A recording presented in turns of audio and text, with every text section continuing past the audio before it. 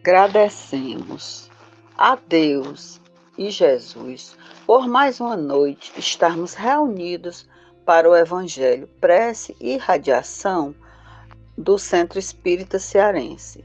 E que nos concentremos nos ensinamentos que serão compartilhados aqui, que são muito importantes para a nossa melhora espiritual.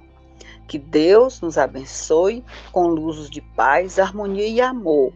E que sigamos nossa jornada procurando sempre pautá-la no Evangelho. Boa noite.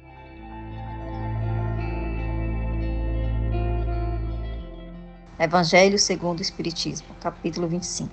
Buscai e acharei. Observai os pássaros do céu. Item 8. A terra produzirá o suficiente para alimentar a todos os seus habitantes. Quando os homens souberem administrar, segundo as leis de justiça, de caridade e de amor ao próximo, os bens que ele dá, quando a fraternidade reina entre os povos, como entre os províncias de um mesmo império, o momentâneo supérfluo de um suspirar a momentânea insuficiência do outro, e cada um terá o necessário. O rico, então, considerar-se-á como um que possui grande quantidade de sementes. Se as espalhar, elas produzirão pelo centuplo para si e para os outros. Se, entretanto, comer sozinho as sementes, se as desperdiçar e deixar, se perca o excedente do que haja comido. Nada produzirão, e não haverá o bastante para todos. Se as amontoar no seu celeiro, os vermes as devorarão. Daí o haver Jesus dito: não acumuleis tesouro na terra, pois que são perecíveis. Acumulais no céu, onde são eternos. Em outros termos, não liguei aos bens materiais. Buscai e acharei. Mais importância do que aos espirituais, e sabeis sacrificar o primeiro aos segundos. A caridade e a fraternidade não se decretam em leis. Se uma e outra não estiverem no coração, o egoísmo aí sempre imperará. Cabe ao Espiritismo fazê-la penetrar nele.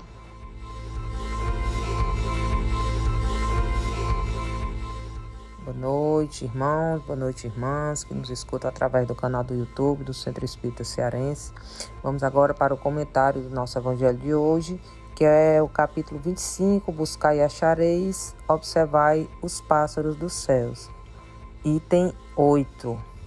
Meus irmãos, Jesus não condena as preocupações humanas na satisfação dessas necessidades. Ele apenas recomenda buscar primeiro o reino de Deus e a sua justiça, justamente na valorização dos bens espirituais, que são o trabalho, o viver na solidariedade, na generosidade, na caridade, no pensar também nas necessidades dos outros. E quem busca o reino de Deus no esforço de desenvolver suas qualificações nobres, por certo, saberá satisfazer as suas necessidades materiais com o seu trabalho e com confiança em Deus, que sabe justamente que o homem precisa satisfazer essas necessidades, tendo-lhe dado condições e capacidades de atendê-las. Porém, meus irmãos, sem prejuízo de ninguém, fazendo do que seria seu supérfluo a satisfação de necessidades de outros, contentando-se com o necessário para a sua vida no ambiente em que viver.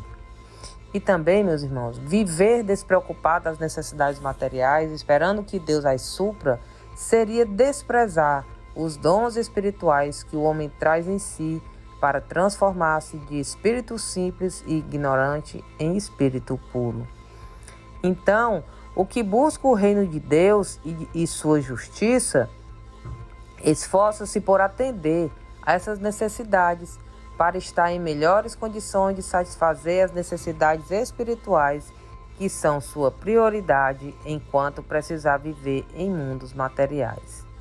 Entende assim que tudo é material, que atende às necessidades materiais e deve ser usado em benefício do espírito imortal, no seu desenvolvimento, que o levará a ser perfeito e feliz. A frase "por que onde está o seu tesouro, aí está também o vosso coração. Nessa frase, ela é bastante elucidativa em relação ao que é valorizado pelo homem, elucidando que tudo que lhe é mais precioso na sua busca de felicidade, de prazer, reflete justamente as suas características espirituais. Assim, meus irmãos, pelo que valoriza no seu viver, demonstra ao homem o seu grau evolutivo de mais ou menos materialidade, de mais ou menos espiritualidade. E isso, com certeza, é um bom indício para o conhecimento de si mesmo, sem o qual a progressão individual não será feita de forma consciente, racional, pela vontade de progredir.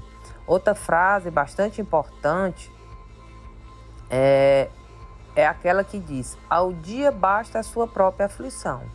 Não prega a imprevidência quanto ao dia de amanhã, mas ao considerar-se que o viver se faz em uma sucessão de dia após dia, o esforço de viver bem no cumprimento dos deveres materiais e espirituais no dia de hoje já é um preparo, meus irmãos, para o dia de amanhã. Dessa forma, viver bem, com bom senso, o momento atual é preparar-se para os dias que virão, não havendo então necessidade de preocupação com o amanhã, e sim com o dia de hoje e com o aqui e com o agora.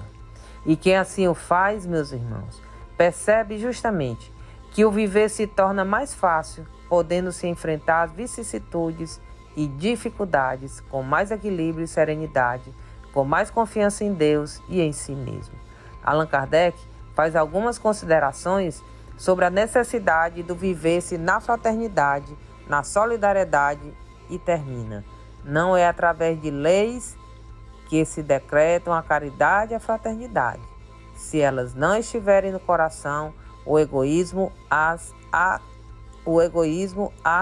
asfixiará sempre. Fazê-las ali penetrar é a tarefa do Espiritismo e dos verdadeiros espíritas, que as devem vivenciar nas atitudes, nos comportamentos e nas suas ações.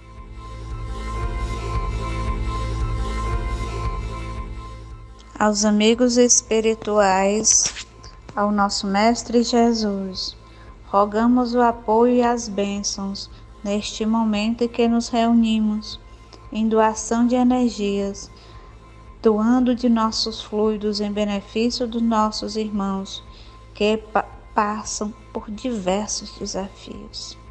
Que essas energias possam ser trabalhadas, direcionadas aos locais em que mais necessitam, energizando as águas, colocando de acordo com o que mais precisem para seus respectivos problemas. Ilumina, Senhor Jesus, com benesses do teu amor e da tua paz, transformando mentes, consolando, fortalecendo e revigorando corpos e espíritos na luz do teu imenso amor e compaixão por toda a humanidade. Que assim seja, Senhor.